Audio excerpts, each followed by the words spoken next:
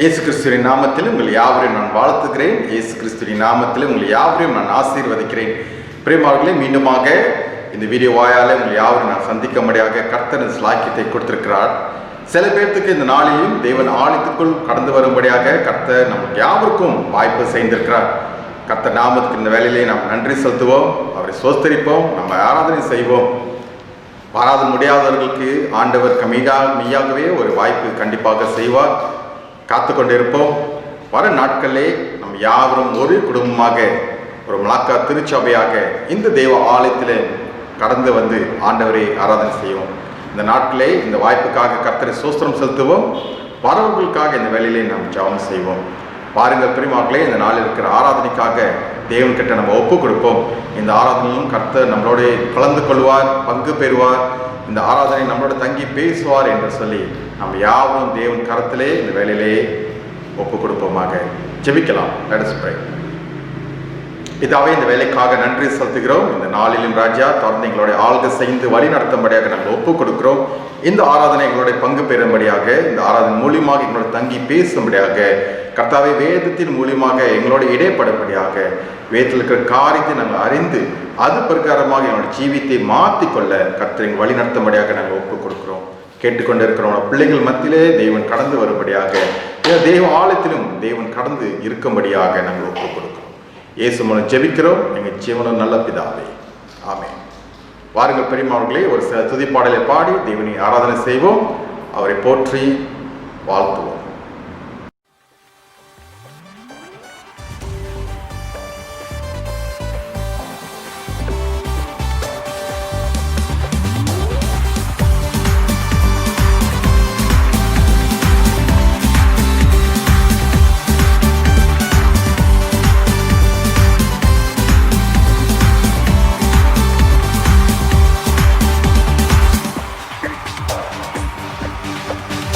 அலங்கார வாசலாலே பிரவேசிக்க வந்து நிற்கிறோம்.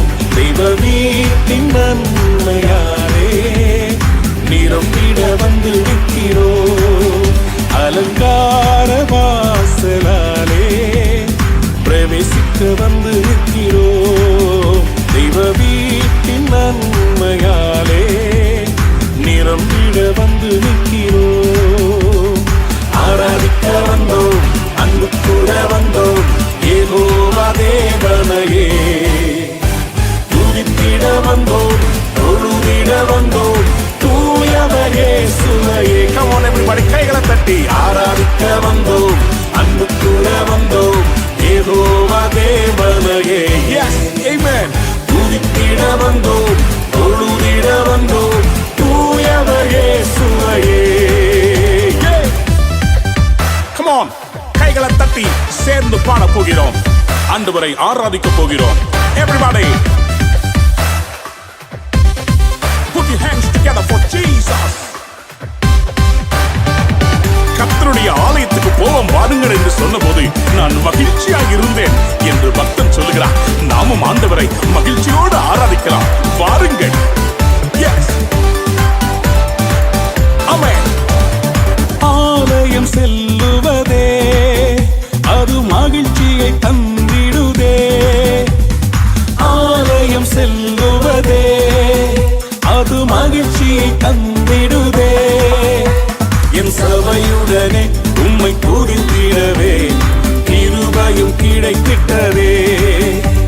என் சபையுடனே உம்மை துதித்திடவே கிருபையும் கிடைத்திட்டதே. Come on everybody, ஆராதிக்க வந்தோம், அன்பு கூட வந்தோம், யெகோவா தேவனையே துதித்திட வந்தோம், தொழுதிட வந்தோம், தூயவர் இயேசுவையே. கைகளை தட்டி சேர்த்து சொல்லுவோம். ஆராதிக்க வந்தோம், அன்பு கூட வந்தோம், யெகோவா தேவனையே துதித்திட வந்தோம், தொழுதிட வந்தோம், தூயவர் இயேசுவையே.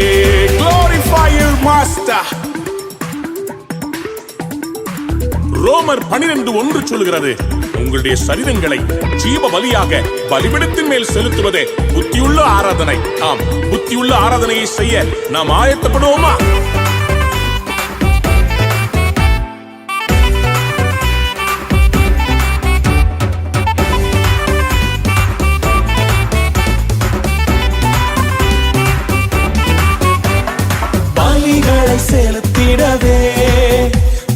பலியாக மாறிடவே, பலிகளை செலுத்திடவே, ஜீவ பலியாக மாறிடவே, மறுரூபத்தின் இதயத்தை தந்தீரே, ஸ்தோத்திரம் ஸ்தோத்திரமே.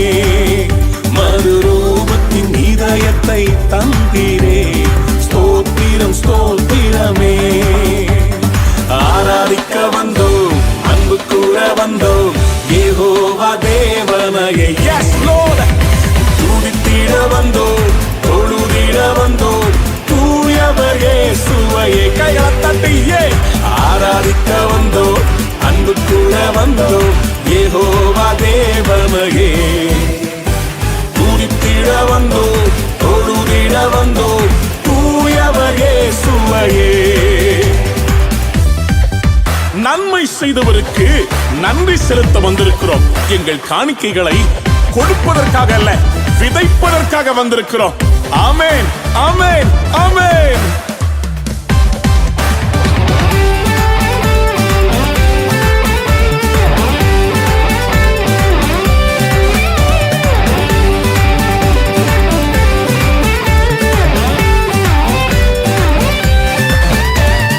நன்மை செய்தவர்க்கே நன்றி செலுத்துவோமே, நன்மை செய்தவர்க்கே நாங்கள் நன்றி செலுத்துவோமே.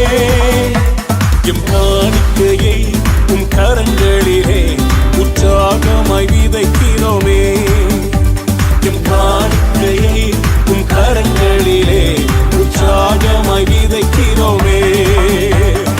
ஆராதிக்க வந்தோம், அன்பு கூற வந்தோம், யெகோவா தேவனையே. Come on everybody. துதித்திட வந்தோம், தொழுதிட வந்தோம், தூயவர் இயேசுவையே. கைகளை தட்டி come on. ஆராதிக்க வந்தோம், அன்பு கூற வந்தோம், யெகோவா தேவனையே. துதித்திட வந்தோம், தொழுதிட வந்தோம், தூயவர் இயேசுவையே. Are you ready to worship? ஆராதிக்க வந்தோம், அன்பு கூற வந்தோம், யெகோவா தேவனையே. Come on, come on. துதித்திட வந்தோம், தொழுதிட வந்தோம், தூயவர் இயேசுவையே. எல்லாரும் சேர்ந்து பாடுவோமா? ஆராதிக்க வந்தோம், அன்பு கூற வந்தோம், யெகோவா தேவனையே. Yes Lord, we worship you Lord. We adore you.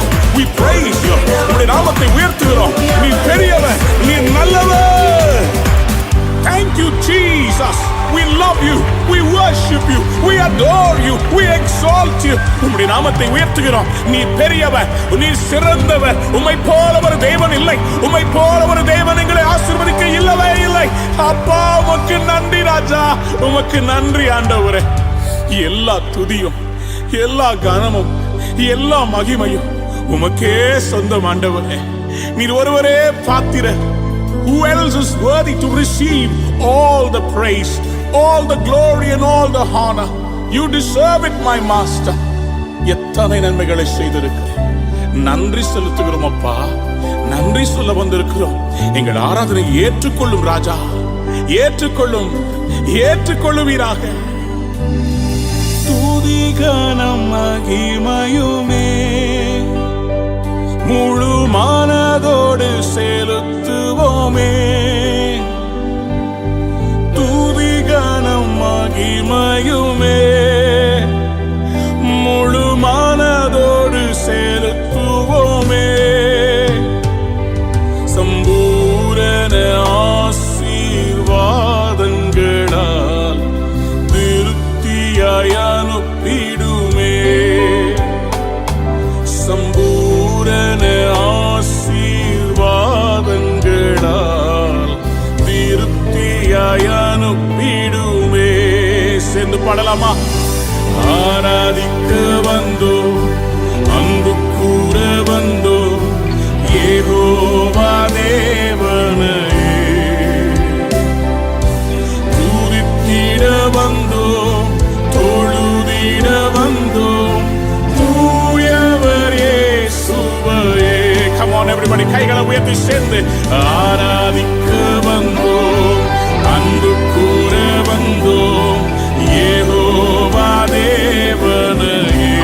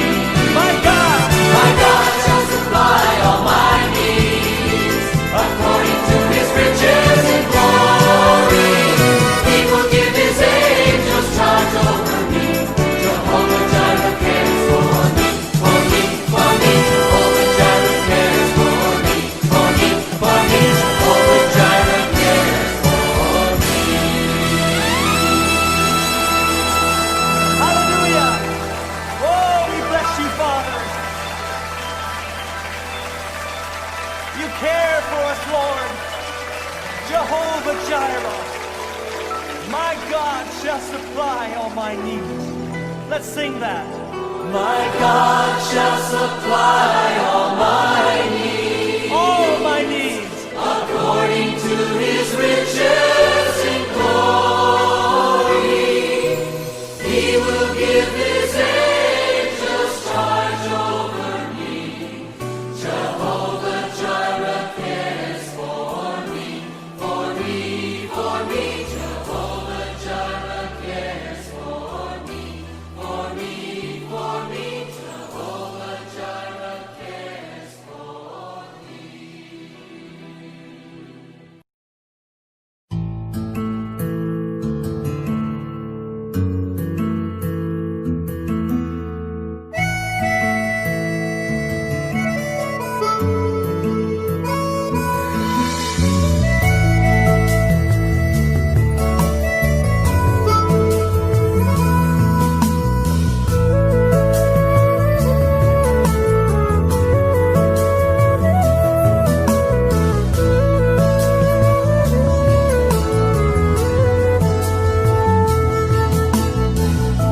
நல்லவரே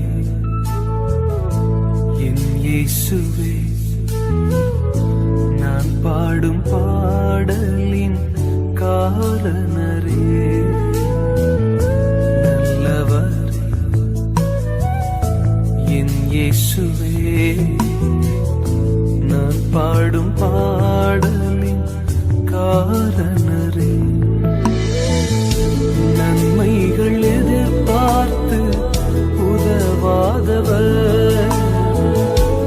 ஏழையாம் என்னை என்றும் மறவாதவர். நன்மைகள் எதிர்பார்த்து உதவாதவர், ஏழையாம் என்னை என்றும் மறவாதவர். துதி உமக்கே, கனம் உமக்கே, புகழும் மேன்மையும் ஒருவருக்கே. துதி உமக்கே, கனம் உமக்கே, புகழும் மேன்மையும் ஒருவருக்கே.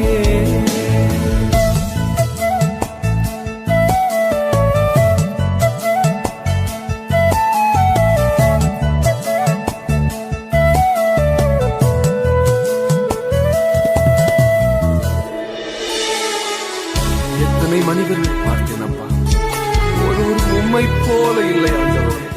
நீர் என்றும் மாறாதவர் ராஜா.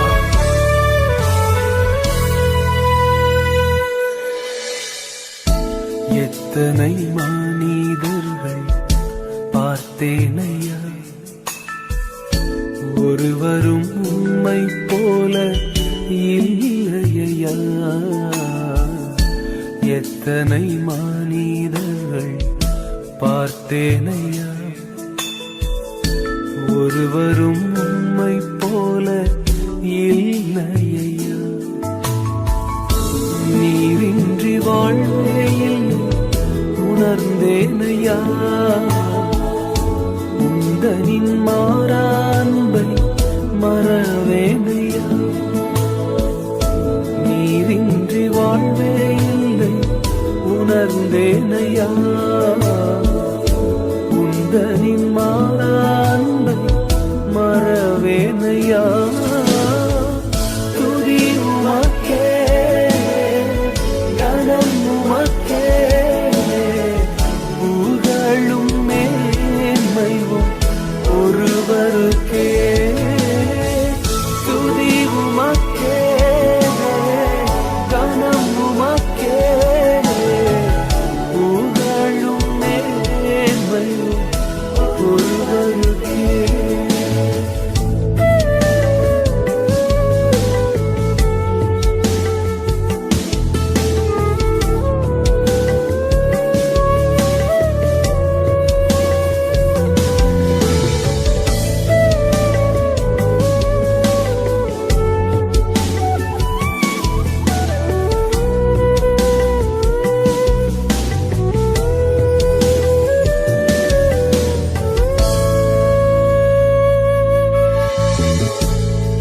மனம் ஆழம் என்ன நீரறிவீர்.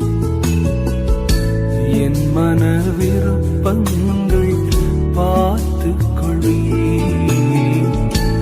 என் மனம் ஆழம் என்ன நீரறிவீர்.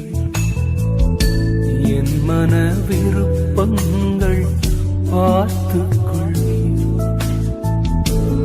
ஊழிய பாதைகளில் உடன் வருவீர். சோர்ந்திட்ட நேரங்களில் பலம் தருவீர். ஊழிய பாதைகளில் உடன் வருவீர். சோர்ந்திட்ட நேரங்களில் பலம் தருவீர். துதி உமக்கே, கனம் உமக்கே, புகழும் மேன்மையும் ஒருவருக்கே. துதி உமக்கே, கனம் உமக்கே, புகழும் மேன்மையும் ஒருவருக்கே. உமக்கே துதி, உமக்கே கனம், உமக்கே புகழ். என் இயேசுவே, உமக்கே துதி, உமக்கே கனம், உமக்கே புகழ். என் இயேசுவே, உமக்கே. என் தாழ்வை என்னை நினைத்தவர், என் சத்துருக்களுக்கு முன்பதாக என் தலையை எண்ணெயினால் அபிஷேகம் பண்ணும். நான் வெட்கப்பட்ட சகல தேசத்தில் என்னை கீர்த்தியும் புகழ்ச்சியுமாய் வைக்கிறவரே, நன்மைகளை எதிர்பார்த்து உதவுகிற இந்த உலகத்தில் எந்த நன்மையும் எதிர்பாராமல் எனக்காகவும் நீ ஜீவனையே தந்தீரே. நீர் எத்தனை நல்லவர் ஆண்டவரே, நீர் எத்தனை நல்லவர் ஆண்டவரே.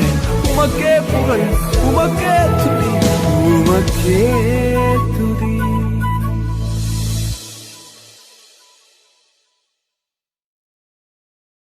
இன்றைய வாசிக்க எடுத்த வேத பகுதி யாக்கோபு 3 அதிகாரம் வசனங்கள் 1 தொடங்கி 12 முடிய. என் சகோதரரே, அதிக ஆக்கினையை அடைவோம் என்று அறிந்து உங்களில் அநேகர் போதகராகாதிருப்பீர்களாக. நாம் எல்லாரும் அநேக விஷயங்களில் தவறுகிறோம். ஒருவன் சொல் தவறுதவனானால் அவன் பூர்ண புருஷனும் தன் சரீரம் முழுவதையும் கடிவாளத்தினாலே அடக்கிக் கொள்ளக்கூடியவனுமாய் இருக்கிறான். பாருங்கள், குதிரைகள் நமக்கு கீழ்ப்படியும்படிக்கு அவைகளின் வாய்களில் கடிவாளம் போட்டு அவைகளுடைய முழு சரீரத்தையும் திருப்பி நடத்துகிறோம். கப்பல்களையும் பாருங்கள், அவைகள் மகா பெரியவகைகளாகியிருந்தாலும் கடு காற்றுகளால் அடிபட்டாலும் அவைகளை நடத்துகிறவன் போகும்படி யோசிக்கும் இடம் எதுவோ அவ்விடத்திற்கு நேராக மிகவும் சிறிதான சுக்கானாலே திருப்பப்படும். அப்படியே நாவானதும் சிறிய அபாயமாய் இருந்தும் பெருமையானவைகளை பேசும். பாருங்கள், சிறிய நெருப்பு எவ்வளவு பெரிய காட்டை கொளுத்தி விடுகிறது. நாவும் நெருப்புதான், அது அந்நீதி நிறைந்த உலகம். நம்முடைய அவ்வாயவங்களில் நாவானது முழு சரீரத்தையும் கரைப்படுத்தி ஆயுள் சக்கரத்தை கொளுத்தி விடுகிறதாயும் நரக அக்கினியினால் கொளுத்தப்படுகிறதையும் இருக்கிறது. சகலவிதமான மிருகங்கள், பறவைகள், ஊரும் பிராணிகள், நீர் வாழும் ஜந்துக்கள் ஆகிய இவைகளின் சுவாபம் மனுஷ சுவாபத்தால் அடக்கப்பட்டதும் உண்டு. நாவை அடக்க ஒரு மனுஷனாலும் கூடாது. அது அடங்காத பொல்லாங்குள்ளத்தும் சாவுக்கேதுவான விஷம் நிறைந்ததுமாய் இருக்கிறது. அதனாலே நம் பிதாவாகிய தேவனை துதிக்கிறோம். தேவனுடைய சாயலின்படி உண்டாக்கப்பட்ட மனுஷரை அதனாலேயே சபிக்கிறோம். துதித்தாலும் சபித்தாலும் ஒரே வாயிலிருந்து புறப்படுகிறது. என் சகோதரரே, இப்படி இருக்கலாகாது. ஒரே ஊற்று கண்ணிலிருந்து தித்திப்பும் கசப்புமான தண்ணீர் சுரக்குமா? என் சகோதரரே, அத்தி மரம் ஒலிவ பழங்களையும் திராட்சை செடி அத்தி பழங்களையும் கொடுக்குமா? அப்படியே உவர்ப்பான நீரூற்று தித்திப்பான ஜலத்தை கொடுக்க மாட்டாது. தேவன் தாமே இந்த திருவசனங்களை ஆசீர்வதிப்பாராக. ஆமேன். Scripture reading is taken from James chapter 3 verses 1 to 12. Not many of you should become teachers, my brothers, for you know that we who teach will be judged with greater strictness. For we all stumble in many ways, and if anyone does not stumble in what he says, he is a perfect man, able also to bridle his whole body. If we put bits into the mouths of horses so that they obey us, we guide their whole bodies as well. Look at the sheep also. Though they are so large and are driven by strong winds, they are guided by a very small rudder wherever the wheel of the pilot directs. So also the tongue is a small member, yet it boasts of great things. How great a forest is set ablaze by such a small fire! And the tongue is a fire, a world of unrighteousness. The tongue is set among our members, staining the whole body, setting on fire the entire course of life, and set on fire by hell. For every kind of beast and bird, of reptile and sea creature can be tamed and has been tamed by mankind, but no human being can tame the tongue. It is a restless evil, full of deadly poison. With it we bless our Lord and Father, and with it we curse people who are made in the likeness of God. From the same mouth come blessing and cursing. My brothers, these things ought not to be so. Does a spring pour forth from the same opening both fresh and salt water? Can a fig tree, my brothers, bear olives, or a grapevine produce figs? Neither can a salt pond yield fresh water. May the Lord bless the reading. Amen. இயேசு கிறிஸ்து இனி நாமத்திலே உங்கள் யாவரையும் நான் வாழ்த்துகிறேன். இயேசு கிறிஸ்து இனி நாமத்திலே உங்கள் யாவரையும் நான் ஆசீர்வதிக்கிறேன். பிரியமானவர்களே, இந்த நாளிலும் தொடர்ந்து யாக்கோபு புஸ்தகத்திலிருந்து 3வது அதிகாரத்துக்குள் கடந்து செல்லும்படியாக இருக்கிறோம். 1வது அதிகாரத்தில் நாம் பார்த்தோம், சவால்களின் மத்தியிலே, துன்பத்தின் மத்தியிலே, வேதனின் மத்தியிலே, பரீட்சையின் மத்தியிலே நம்ம தொடர்ந்து பொறுமையாக இருந்து தேவன்கிட்ட ஞானத்தை பெற்றுக்கொண்டு அந்த சூழ்நிலையிலே கடந்து வர வேண்டும் என்று சொல்லி அநேக காரியங்கள் நாம் பார்த்து வந்தோம். 2வது அதிகாரத்தை பார்க்கும்போது பச்சைப்பாக காரியங்கள், விசுவாச காரியங்கள் எப்படியாக இருக்கிறது, திருச்சபையிலே தனிப்பட்ட வாழ்க்கையில எப்படியாக இருக்குன்னு சொல்லி பார்த்தோம். இந்த நாளிலே 3வது அதிகாரத்துக்குள் கடந்து செல்லும்படியாக இருக்கிறோம். நாவை பற்றி போடப்பட்டிருக்குது. நாவில் இருக்கிறதை வல்லமை பற்றி இந்த வேலையில தியானிக்கும்படியாக இருக்கிறோம். அதுக்கு முன்பாக வாருங்கள், நாம் யாவரும் தலைகள் வணங்கி தேவன் நோக்கி பார்க்கலாம். Let us pray. பிதாவே, இந்த வேலைக்காக நன்றி செலுத்துகிறோம். இந்த வேலையிலையும் உம்மை நோக்கி நாங்கள் பார்க்கிறோம். கர்த்தர் தாமே தொடர்ந்து எங்களை வழி நடத்த, கர்த்தர் தாமே தொடர்ந்து எங்களை ஆளுகை செய்க. இந்த வேலையிலேயே கர்த்தாவை 3வது அதிகாரத்திலே வாசித்திருக்கிறோம், தியானிக்கும்படியாக இருக்கிறோம். அந்த வார்த்தை எங்கள் வாழ்க்கையிலே பிரயோஜனமாக இருக்க கர்த்தர் இந்த வேலையிலே கற்றுக் கொடுக்க நாங்கள் ஜெபம் பண்ணுகிறோம். இயேசு மூலம் ஜெபிக்கிறோம் எங்கள் ஜீவனுள்ள நல்ல பிதாவே, ஆமென். பிரியமானவர்களே, மறுபடியுமாக 3வது அதிகாரத்தை நாம் வாசித்து வந்தோம். நாம் 3வது அதிகாரத்திலே யாக்கோபு மறுபடியுமாக திருச்சபைக்கு இந்த கடிதத்தை எழுதுகிறார். திருச்சபை மத்தியிலே காரியங்கள் சொல்கிறார். அவர்கள் எப்படியாக அவர்கள் வார்த்தையை பயன்படுத்துகிறார்கள், நாவுகளை பயன்படுத்துகிறார்கள் என்று சொல்லி. ஏன்னா திருச்சபை இருக்கிற கிறிஸ்தவர்கள் மத்தியிலே அவர்கள் நாவை தவறான வழியிலே பயன்படுத்தி வரார்கள் என்று இந்த இடத்திலே நாம் பார்க்கலாம். The Christian that James wrote to were apparently having serious problem with their tongues. So James has to warn them.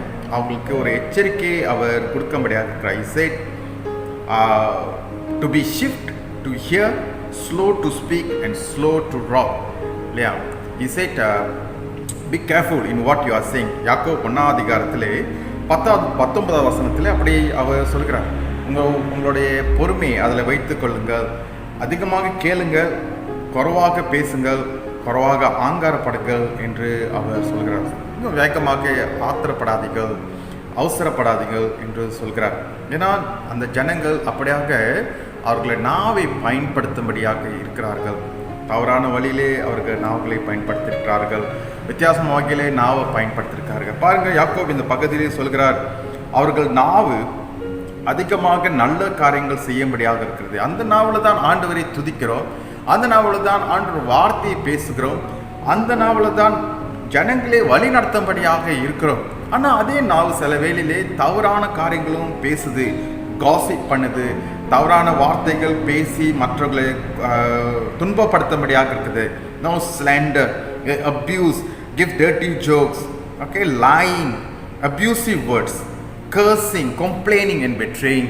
Okay, அப்போ அது காட்டி கொடுக்கறது, துரோகம் செய்கிறது, சபிக்கிறது, கம்ப்ளைண்ட், அதிகமான வார்த்தைகளாக பயன்படுத்தி தவறாக வழியிலே அதை சொல்லப்படுகிறது என்று இந்த இடத்துல பார்க்கலாம்.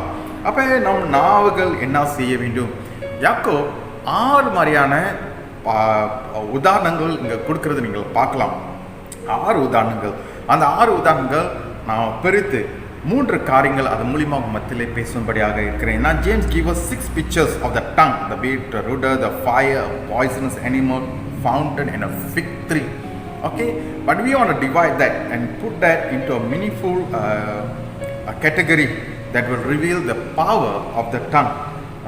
நம்ம நாவுக்கு எப்படிப்பட்ட வல்லமை இருக்குது என்று சொல்லி இது மூலியமாக நாம் பார்க்கும்படியாக இருக்கிறோம்.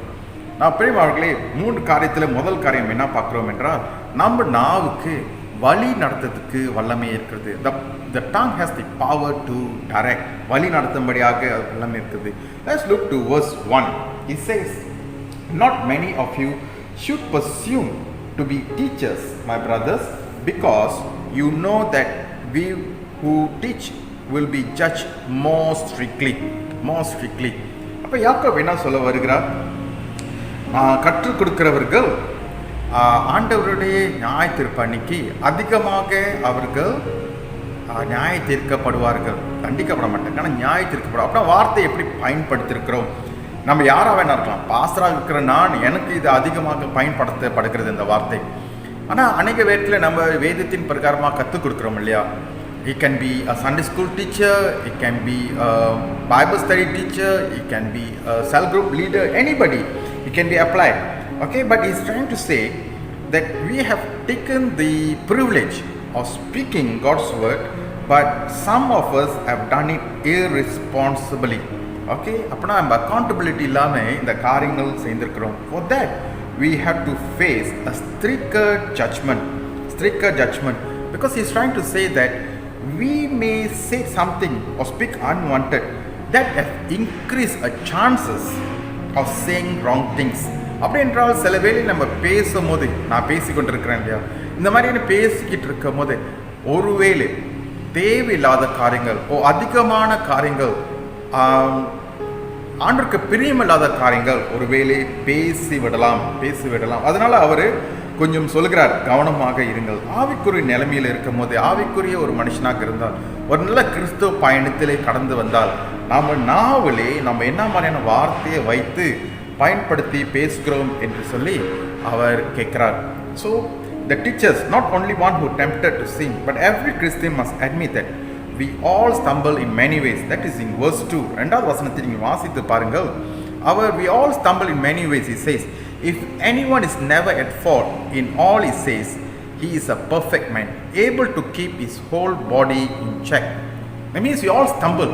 எங்கே ஒரு இடத்துல நம்ம தவறுகள் செய்ய முடியும் என்று அவர் சொல்கிறார். எங்கே தவறு செய்ய முடியும் என்று சொல்கிறார்.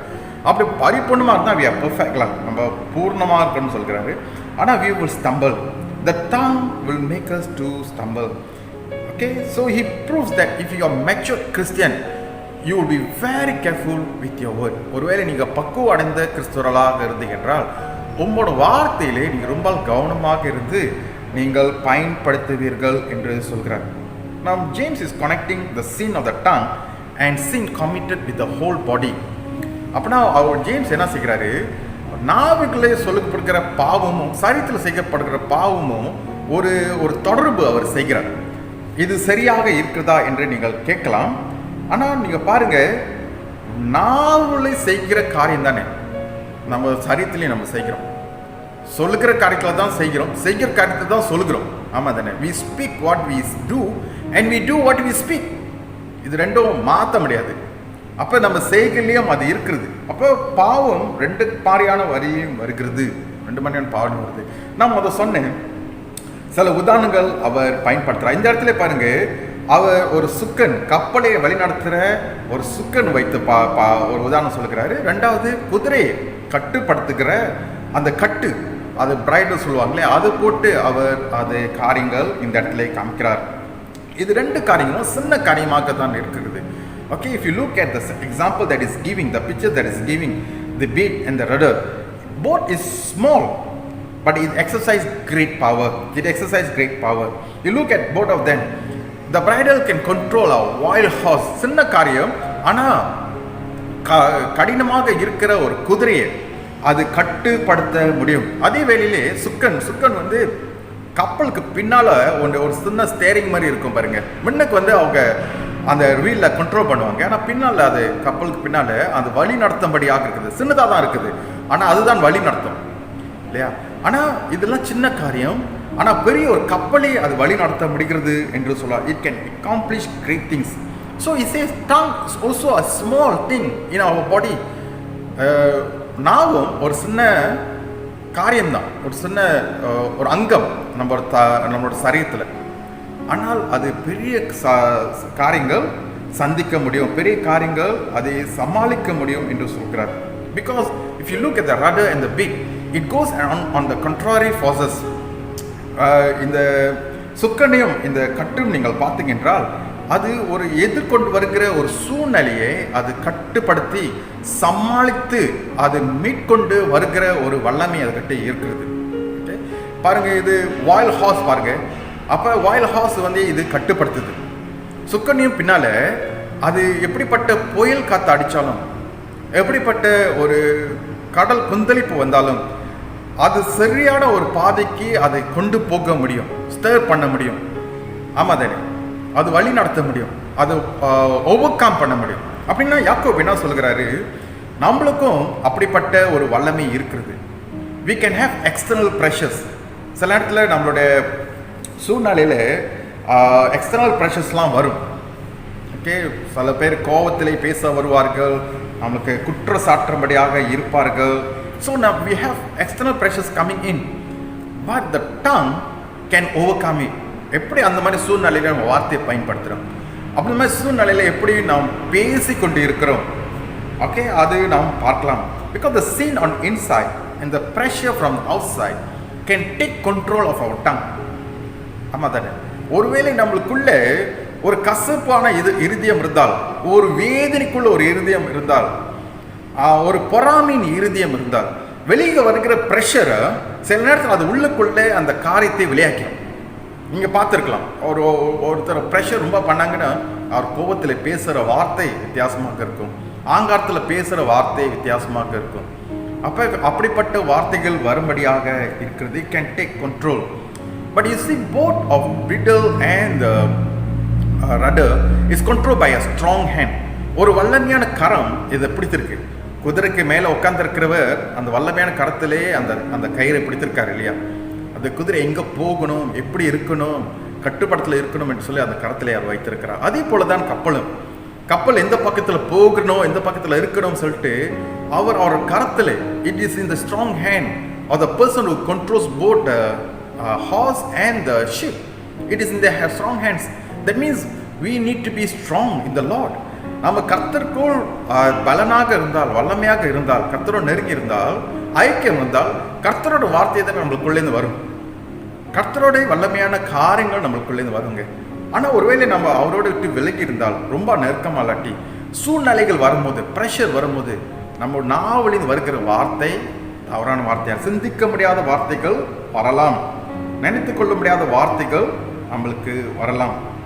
Okay, and the second thing is also trying to say it also affect the life of others. மற்றவர்களோட வாழ்க்கையும் அதை செயல்படுத்த பாதிப்புக்குள் கொண்டு போக முடியும்.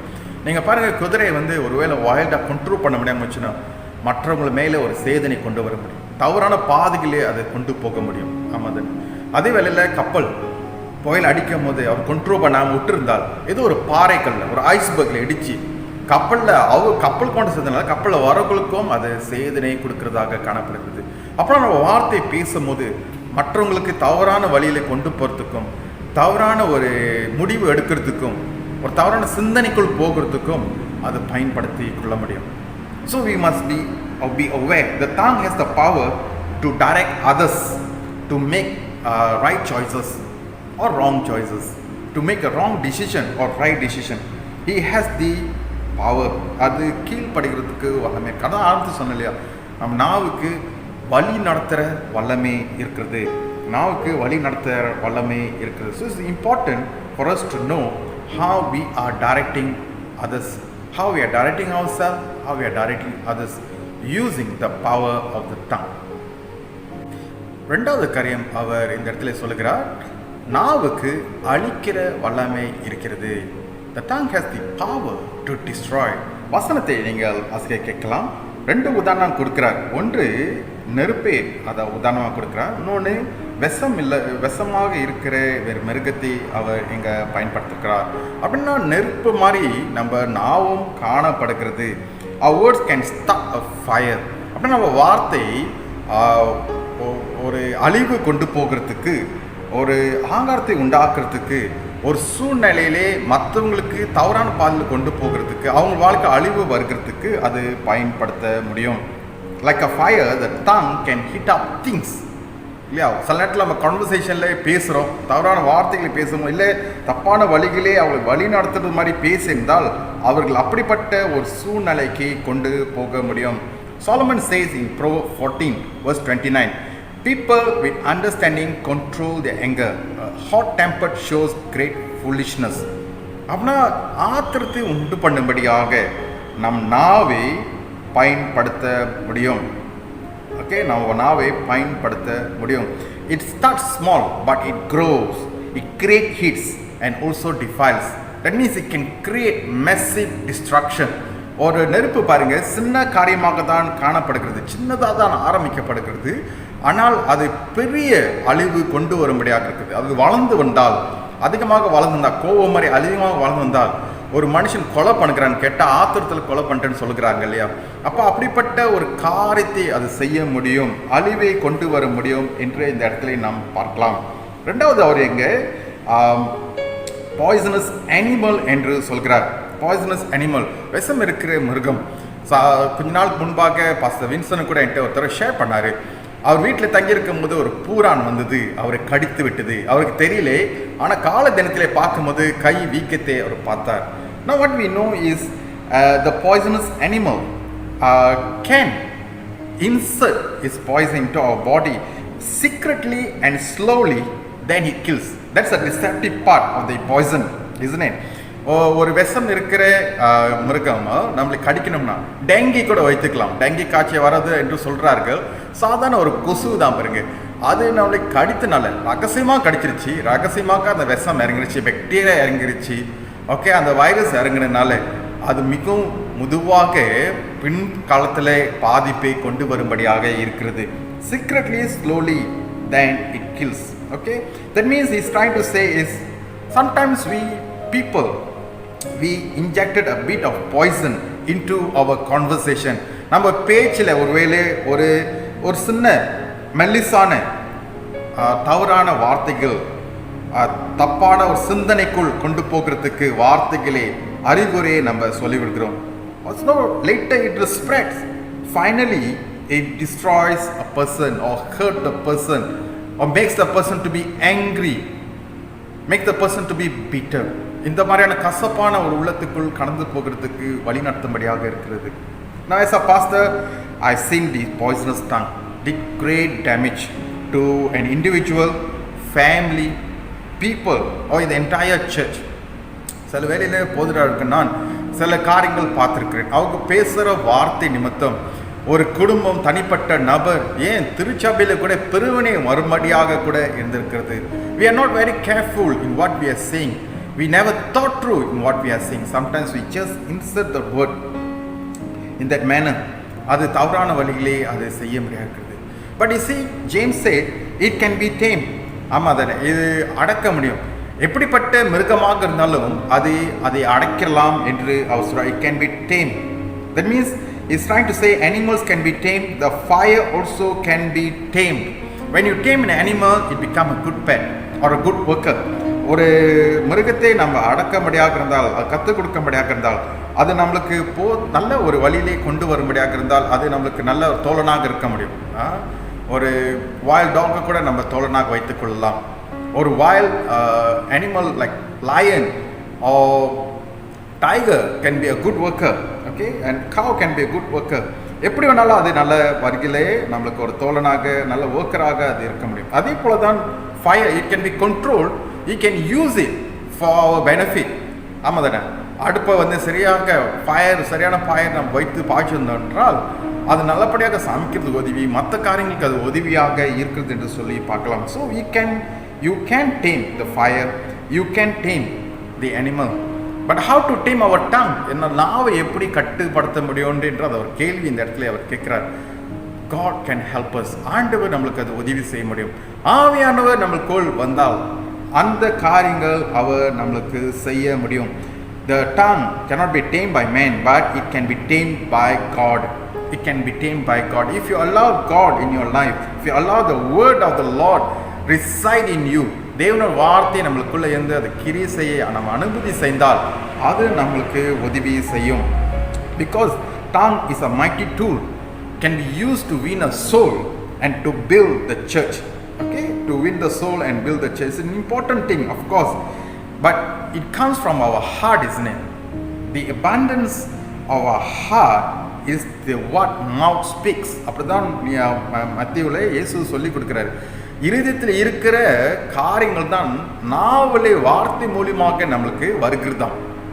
அப்போ நம்மளுடைய இருதயம் எப்படியாக இருக்கிறது பிரியமானவர்களே? எவ்வளவு பரிசுத்தமாக, நீதியாக, நியாயமாக, அன்பாக அதை வளர்த்து வருகிறோம் என்று இந்த வேளையிலே நாம் ஆராய்ந்து பார்க்கலாம். இது இரண்டாவது காரியம் இந்த இடத்துல அவர் சொல்கிறார். If your heart is filled with hatred, Satan can like it to fire it up. ஒருவேளை நம்மளுடைய இருதயம் கசப்பாக, பொறாமையிலே, வேதனையில், ஆங்காரத்தில் எப்படியாக இருந்தால் சத்ருவான் அது சின்னாங்காக, சுலபமாக அதை பற்ற வைக்க முடியும். ஆக பிரியமானவர்களே, இந்த இடத்துல சில எச்சரிக்கையை நாம் பார்க்கலாம். இதோட நாம் மூன்றாவது காரியத்துக்குள் கடந்து செல்லும்படியாக இருக்கிறோம். மூன்றாவது காரியம், அதுக்கு மகிழ்ச்சி படுத்துகிற வல்லமை இருக்கிறது. பவர் டு டிலைட், உற்சாகப்படுத்த முடியும், ஆறுதல் படுத்த முடியும், மகிழ்ச்சி படுத்த முடியும் என்று இந்த இடத்துல அவர் பயன்படுத்துகிறார். பாருங்க, ரெண்டு உதாரணம் இந்த இடத்துல அவர் கொடுக்கிறார். One is the fountain, another was the tree. ஊத்து தண்ணியாக அவர் ஒரு உதாரணம் கொடுக்கிறார். இன்னொன்று மரமாக இருக்கிறோம் என்று சொல்லி அவர் இந்த இடத்துல செய்கிறார். நான் தண்ணின்னு சொல்லும் போது தண்ணி ரொம்ப அதிகமான தேவையான ஒரு காரியம். Water is a necessity for man to stay alive. நம்ம உயிரோடு இருக்கிறதுக்கு அது அதிகமாக தேவைப்படுகிறது. Water is life giving. So that means our words also are life giving. தண்ணி ஒரு உயிருக்கு உதவியாக இருக்குன்னு சொன்னால், ஜீவனத்துக்கு உதவியாக இருக்குன்னு சொன்னால், அப்படின்னா நம்ம வார்த்தையும் ஜீவன் உள்ளதாக காணப்படுகிறது. அது மற்றவர்களுக்கு அது மகிழ்ச்சி, ஆறுதல், பலனாக காணப்படுகிறது இல்லையா? Proverb 18:21 says, death and life are in the power of the tongue. ஜீவமும் மரணமும் நாவின் வல்லமையிலே அடங்கியிருக்கிறது. நீதிமொழிகள் 18:21 நீங்கள் வாசித்து பார்க்கலாம். That means the water can give life. The water is a life giving, but at the same time it also can create damage. அதே சமயத்தில் அது பாதிப்பும் கொண்டு வர முடியும். சில இடத்துல நம்ம கேள்விப்பட்டிருக்கலாம், ஒரு டேம் உடைந்து அந்த டேமில் இருக்கிற தண்ணி ஒரு கிராமத்தை அழித்திருக்கு என்று சொல்லி. If a flood has come, it can destroy a village, isn't it? A flash flood come, எவ்வளோ பாதிப்பு நம்மளுக்கு வருகிறது என்று சொல்லி பார்க்கலாம். So we are to be careful. We could not be healthy without water. தண்ணி இல்லாமல் நம்மளுக்கு சுகம் தொடர்ந்து இருக்க முடியாது. தண்ணி நம்ம உடம்புக்கு அதிகமாக தேவையாக இருக்கிறது. சாப்பாடெல்லாம் வந்துடலாம், ஆனால் தண்ணி இல்லாமல் இருக்க முடியாது. ஆமாம் தானே, இது ஒரு உண்மையான காரியங்கள் என்று சொல்லி பார்க்க முடியுது. அப்போ தண்ணி நம்மளுக்கு ஜீவித்தை புதுப்பிக்கபடியாக இருக்கிறது. நம்ம ஜீவித்தில் அது முக்கியமான காரியமாக இருக்கிறது. நம்ம ஜீவித்தை அது உதவி செய்து வல்லமையாக வழி நடத்தும்படியாக இருக்கிறது. அதே வேளையிலே அதை நம்மை பரிசுத்தப்படுத்தும்படியாக water also cleanses. You can see this Old Testament, they use water to cleanse. Okay, ஆசாரிகளுடைய கால்களையும் கரத்தையும் அது கழும்படியாக இருக்கிறார்கள். அப்படின்னா தேவன் வார்த்தை நம்மளை சுத்திகரிக்கும்படியாக இருக்கிறது, நம்மை பரிசுத்தப்படுத்தும்படியாக இருக்கிறது. ஸோ நாவு வார்த்தை ஒரு மனுஷனை உற்சாகப்படுத்த, மகிழ்ச்சிப்படுத்த, அவர் பலப்படுத்த அது உதவி செய்கிறது. அவர் ஜீவித்தை கடந்து வருகிறதுக்கு அது உதவி செய்கிறது. ரெண்டாவது உதாரணம் இங்கே காமிக்கிறாரு, மரத்தை காமிக்கிறார். The second picture he gives is about a tree. Okay, now they hold the soil, they give shade, they give fruit. Okay, they provide many things. Okay, நிறைய காரியங்கள் ஒரு மரம் நமக்கு செய்ய முடியுது. நம்ம வீட்டுக்கிட்டே மரம் இருக்குது, பெரிய மரம் இருக்குது, அது அதிகமான நிழல் கொடுக்க முடிகிறது, கனி கொடுக்க முடியும். ஓகே, அது மண்ணுகளாம் உறுதியாக பிடித்து கொள்ள முடியும். நிறைய காரியங்கள் அதால் செய்ய முடியும்.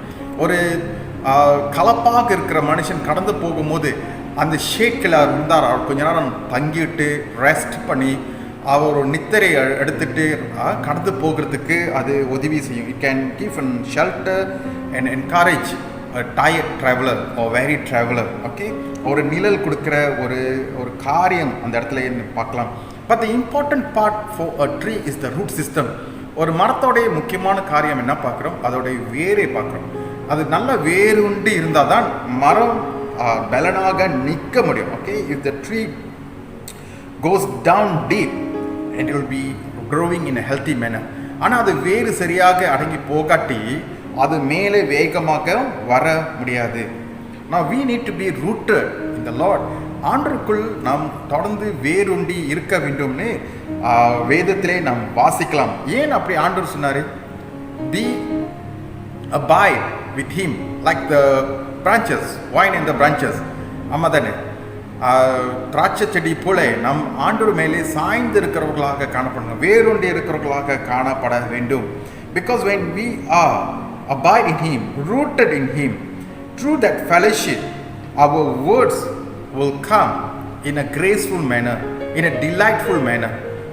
ஆண்டவருக்குள் மகிழ்ச்சியாக இருக்கும்போது தான் நம்ம வார்த்தையும் மகிழ்ச்சியாக வர முடியும். பிரியமானவர்களே, சங்கீதம் 1 நீங்கள் வாசித்து பார்க்கலாம். If you can read Psalms 1, it says he will produce good fruit in season when he is abide in God's word. தேவனோட வார்த்தையிலே அவன் சார்ந்தால் வர நாட்களிலே காலத்திலே அவன் சரியான கனி கொடுக்கிறவர்களாக காணப்பட முடியும். அப்படின்னா தேவனுடைய உறவு இருக்க வேண்டும், தேவனோட ஐக்கியம் இருக்க வேண்டும், தேவனோட வேறுண்டி இருக்க வேண்டும் என்று பார்க்கலாம். இயேசு கிறிஸ்து இந்த காரியத்தை செய்திருக்கிறார். அவர் பூமியில் இருக்கும் போதும் தனிப்பட்ட வகையிலே ஆண்டவர் சந்திக்கும்படியாக கால தினத்திலே ஆண்டவர் சந்திக்க, மாலை நேரத்தில் ஆண்டவர் சந்திக்க அவர் நேரத்தை ஒதுக்கி அவர் இருந்தார். இந்த யாக்கோப் இந்த புஸ்தகத்தில் அதே வேளையிலே வார்னிங்கும் கொடுக்குறார். பாருங்க, 2 மாதிரியான தண்ணி இருக்குது என்று சொல்றார். It is fountain cannot give for 2 kind of water. A tree cannot bear different kind of fruits. மரமும் வித்தியாசமான கனி கொடுக்க முடியாது, தண்ணியும் வித்தியாசமான ஒரு ருசியை கொடுக்க முடியாது. ஓகே, வித்தியாசமான ருசி கொடுக்க முடியாது என்று இந்த இடத்துல பார்க்கலாம். அப்போ மாங்காய் மரம்னா மாங்காய் தான் கொடுக்கும், ரம்புத்தா மரம்னா ரம்புத்தா தான் கொடுக்கும், மாற்றி கொடுக்க முடியாது. அதே போல தான் இது ஊற்று தண்ணினா அது ஊற்று தண்ணியோட சுவையா ருசி தான் அது கொடுக்க முடியும், உப்பு தண்ணியோட ருசி அது கொடுக்க முடியாது. ஆமாவா இல்லையா? That means the nature is doing its part accordingly. இயற்கை அதோட காரியம் சரியா சரி. ஆனால் நம்மளுடைய நாவு, இந்த இருதயம் கொஞ்சம் வித்தியாசமாக இருக்குது. நம்ம நாவு பாருங்க, is inconsistent. Our tongue is inconsistent. Is somehow radically wrong with the heart. இருதயம் நல்லது நினைச்சாலும் நாவல் சமயத்தில் நல்லதாக வர மாட்டேங்கிறது. ஏன்னா இருதயத்தில் எங்கேயோ ஒரு இடத்துலையே அந்த கசப்பு இருக்கிறதுனால நாவல் எப்படியோ ஒரு வகையிலே அந்த கசப்பு விளையாடுது. சில நேரத்தில் நம்ம சபிக்கிறபடியாக பேசி விடுகிறோம், கோபத்தை உண்டாக்கும்படியாக பேசி விடுகிறோம், தவறான வழிகளே வார்த்தைகளே பயன்படுத்த இருக்கிறோம்.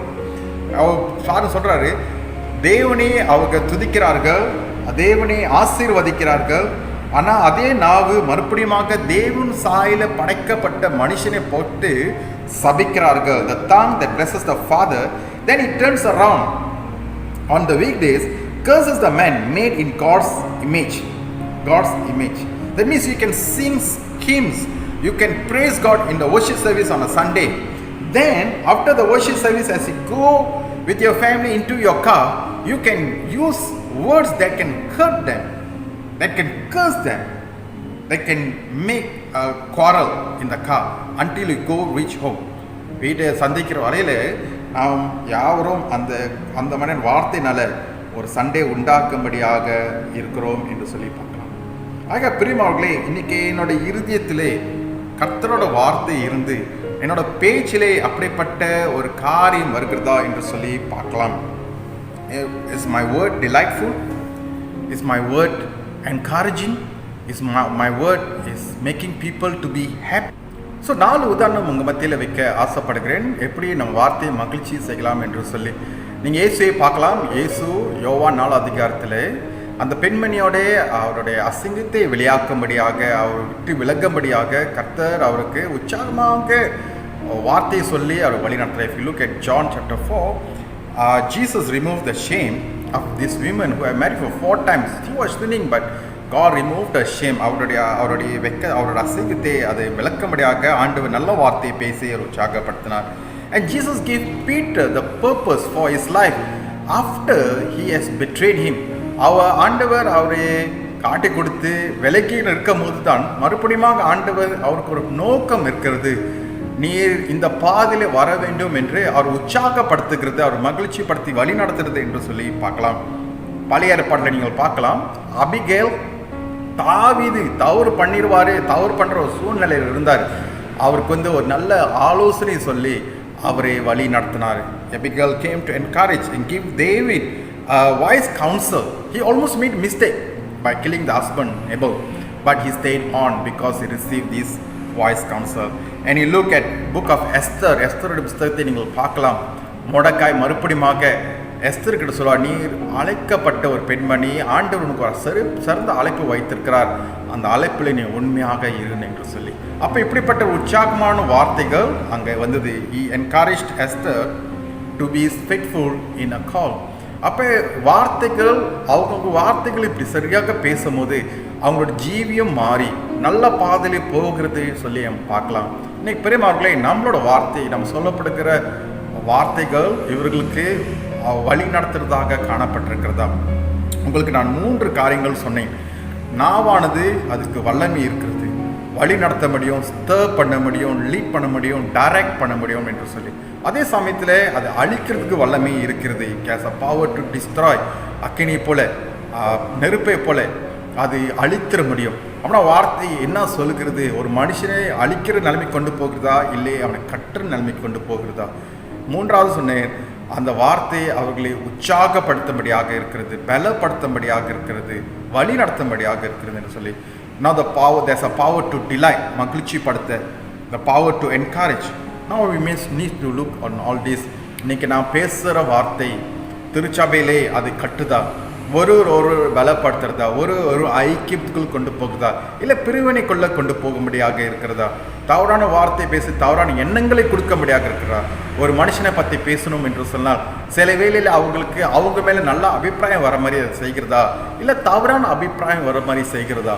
இன்னைக்கு நீங்கள் அதை ஆலோசனை பண்ணி பார்க்க வேண்டும். பிரியமானவர்களே, நான் 3 ப்ராக்டிக்கல் காரியங்கள் மத்தியில் வைக்க ஆசைப்படுகிறேன். Number 1, learn the value of silence. மௌனமாக இருக்கிறது சில நேரத்தில் நல்லதாக காணப்படும், அமைதியாக இருக்கிறது அது நல்லது. ஏன்னா நம்ம சுற்றி இருக்கிற சூழ்நிலை நம்மளை தவறான காரியங்கள் பேச வைக்க கூடும். அதனால் learn the value of silence. Second, watch your tone. It's not about what we say but how we say it. நம்ம என்ன சொல்கிறது முக்கியம் இல்லைங்க, அதை எப்படி சொல்லுகிறோன்னு முக்கியம். கோவத்தில் சொல்லுகிறோமா, ஆங்காரத்தை சொல்லுகிறோமா, வேதனை கொடுக்குற ஒரு சத்தம் போட்டு சொல்லுகிறோமா, இன்னும் sometimes the tone. Okay, so watch your tone. And finally, think before we speak. பேசுறதுக்கு முன்பாக கொஞ்சம் யோசனை பண்ணி பேசுங்கள். ஏன்னா வார்த்தையை கொட்டிட்டா அள்ள முடியாது, அப்போ சொல்லப்பட்ட வார்த்தையை மறுபடியும் எடுக்கிறதுக்கு ரொம்ப சிரமம். ஏன்னா அது ஒரு மனுஷனை வேதனையை கொடுக்க முடியும், ஒரு மனுஷனை தவறான சிந்தனைக்குள் கொண்டு போக முடியும், ஒரு மனுஷனை தவறான பாதைக்கு அது வழி நடத்த முடியும். ஆக நீங்களும் நானும் கிறிஸ்துவாக இருக்கிற இந்த பணியிலே, இந்த பயணத்தில் நாம் நாவர்களே நம்ம சொல்லுகிற வார்த்தையை கொஞ்சம் கவனமாக பார்த்து பேச வேண்டும். இந்த வேலையிலே இந்த சிந்தனையோட நம்ம தலையில் வணங்கி தேவனை நோக்கி பார்க்கலாம். Let us pray. Father in heaven, we want to commit this time. Lord, help us to tame the tongue. Help us to control the words that we speak. Help us in our anger, Lord, to be silent. ஆண்டவரே, எங்களோட ஆங்காரத்திலே நாங்கள் சில வார்த்தைகளை பயன்படுத்தாதபடி கவனமாக இருக்கும்படியாக, அமைதியாக இருக்கும்படியாக, ஞானமாக இருக்க எங்களுக்கு கற்றுக் கொடுக்க நாங்கள் ஜெபம் பண்ணுகிறோம். ஆண்டவரே, அடக்க முடியாத ஒரு கட்டாயம் இருக்கிறது. ஆனால் உம்முடைய கிருபையிலே, ஆவியான ஒரு பலத்திலே அதை நாங்கள் செய்து முடிக்க முடியும் என்ற விசுவாசத்திலே உம்மை நோக்கி பார்க்குறோம். அப்பா கர்த்தாவுடைய வார்த்தை எங்களுக்குள் அதிகமாக கடந்து வர, வேதத்தை அதிகமாக வாசிக்க, நாங்கள் உம்மை மத்தியிலே வேறுண்டி வரும்படியாக அந்த கிருபையிலே, அந்த மகிழ்ச்சியிலே நாங்கள் கடந்து வர எங்களுக்கு கிருபை செய்யும் சுவாமி. அது மூலியமாக நாங்கள் பேசுகிற வார்த்தையிலையும் நாங்கள் அன்பாக இருக்க, அந்த வார்த்தையை மற்றவங்களுக்கு மகிழ்ச்சி கொடுக்க, அந்த வார்த்தையை மற்றவர்களை நல்லபடியாக வழி நடத்த நாங்கள் வேண்டுகிறோம். மற்றவங்க அழிவுக்கு கொண்டா போகாதபடி கர்த்தாவே எங்களை காற்றுக்கொள்ளும் சுவாமி, எங்களை காற்றுக்கொள்ளும். இந்த நேரத்தில் உங்களோட மத்தியில் நாங்கள் ஒப்பு கொடுக்கிறோம். தொடர்ந்து எங்களை ஆள்க செய்யும். இந்த ஆராதனையை தொடர்ந்து எங்களை பங்கு பெற்று வழி நடத்தும். இயேசு மூலம் ஜெபிக்கிறோம் எங்கள் ஜீவனம் நல்ல பிதாவே. பாருங்க பிரேமாவே, நம்ம இறுதி பாடல்கள் கடந்து செல்வோம். அந்த வேலையிலே நம்ம காணிக்கை, ஆண்டருக்காக ஒதுக்கப்பட்ட காரியங்கள், தசபாகங்கள் யாவரும் இந்த வேலையிலே செலுத்தலாம். பிரியமானவர்களே, ஒரு சின்ன அறிவிப்பு. எடுக்கப்படுகிற காணிக்கை, தசபாகங்கள் இந்த வேலையிலே நீங்கள் ஆன்லைன் பேங்கிங் மூலியமாக செய்யலாம். அதுக்கு போதுமான தகவல் நம்மளுடைய டிஎம்சி மலாக்கா சாட் குரூப்லேயே போடப்பட்டிருக்கிறது. இங்கே சின்ன ஸ்லைட்லேயும் அந்த பேர்கள், சிஎம்பி பேங்க், அதோட அக்கௌண்ட் நம்பரும் இங்கே நம்ம போடுகிறோம். நீங்கள் பார்த்துக்கொள்ளலாம். நீங்கள் உங்களுடைய காணிக்கை தசம் பாகத்தை அந்த இடத்துல அந்த பேங்க்கில் போட்டு முடிந்தோடனே உங்களுடைய ஸ்லிப் வாட்ஸ்அப் மூலியமாக இல்லை தகவல் மூலியமாக பிரதர் சாமிதாஸ் கிட்டே நீங்கள் சொல்லும்படியாக அன்போடு நாங்கள் கேட்டுக்கொள்கிறோம். ஆனால் உங்களால் இது செய்ய முடியல, நான் ஆன்லைனில் செய்ய முடியலன்னா பரவாயில்ல, கவலைப்பட வேண்டாம். மீண்டும் திருச்சாபிக்கே நீங்கள் வரும்போது உங்களுடைய தசம் பாகத்தையும் காணிக்கையும் நீங்கள் அங்கே வந்து செலுத்தலாம். இது ஒரு ஆப்ஷன். நிறைய பேர் கேட்டனால நாம் இந்த காரியங்கள் தயார்படுத்தி வைத்திருக்கிறோம். வாருங்கள், இந்த வேலையிலேயே இறுதி பாடலை பாடுவோம். இந்த பாடலை பாடும்போது ஆண்டவருக்கு எடுக்கப்பட்ட காணிக்கை தசம பாகத்தை இந்த வேலையில் நம்ம செலுத்தலாம்.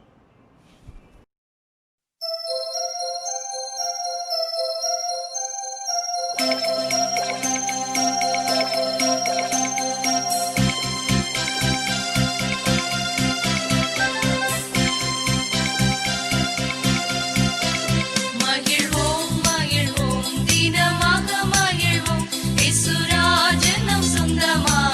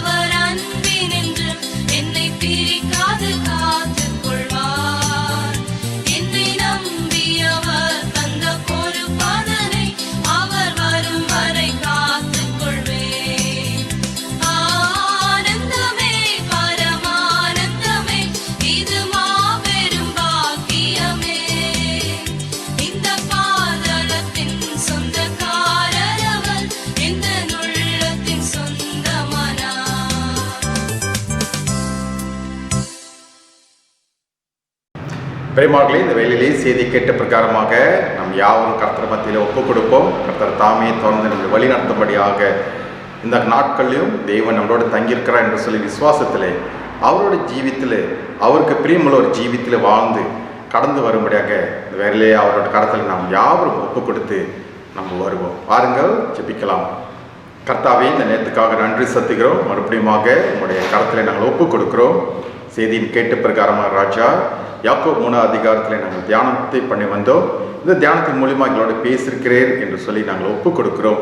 கர்த்தாவே, இந்த வசன பிரகாரமாக எங்களோட ஜீவித்தை உமக்கு ஒரு பிரியமுள்ள ஜீவியாக மாற்றி அமைக்க கர்த்தர் எங்கள் வழிநடத்தும்படியாக நாங்கள் ஜெபம் பண்ணுறோம். கேட்டுக்கொண்டு இருக்கிற பிள்ளைகள் மத்தியிலே கர்த்தர் இடைப்படும்படியாக நான் ஜெபம் பண்ணுகிறேன். தொடர்ந்து ஆசீர்வதிக்க நான் ஒப்புக் கொடுக்கிறேன். வர நாட்களில் மறுபடியுமாக நாங்கள் முகமுகமாக சந்திக்கிறதுக்கு கர்த்தர் ஒரு கிருபை சேர்ந்து வழிநடத்தும்படியாக நாங்கள் ஜெபம் பண்ணுகிறோம். அதுவரை ஆண்டவரை தொடர்ந்து உங்களுடைய வழிநடத்தல் எங்கள் வாழ்க்கையில் எப்போதும் ஈடுபடும்படியாக நாங்கள் செய்கிற ஒவ்வொரு காரியத்திலும் கர்த்தர் இடைப்பட்டு வழி நடத்தும்படியாக அதை ஆசீர்வாதம் பண்ணும்படியாக நாங்கள் ஜெபம் பண்ணுகிறோம். இயேசு மூலம் ஜெபிக்கிறோம் எங்கள் ஜீவனில் நல்ல பிதாவே, ஆமேன். ஆசீர்வாதம் பெற்றுக்கொள்வோம். நாதர் இயேசுவோட கிருபை, பிதாவின் அன்பு, பரிசுத்தாவின் அந்யோன்ய ஐக்கியம் இன்றும் என்றும் சதாக்காலம் நம்மளோட தங்கி வாசம் செய்வதாக. ஆமேன். என் ஆத்மாவை கர்த்தரை சோஸ்திரி, என் முழுவதுமே பரிசுத்த நாமத்தை சோஸ்திரி. என் ஆத்மாவை கர்த்தரை சோஸ்திரி, கர்த்தர் செய்த சகல உபகாரங்களையும் மறவாதே. ஆமென். கர்த்தர் உங்களை யாவரையும் ஆசீர்வதிப்பாராக. மீண்டும் முகமுகமாக சந்திக்கிறதுக்கு ஆண்டவர் வாய்ப்பு செய்வார். அந்த வாய்ப்பு வரும் என்று சொல்லி நம் விசுவாசத்திலே கடந்து வருவோம். கர்த்தர் உங்களை யாவரையும் ஆசீர்வதிப்பாராக. God bless you.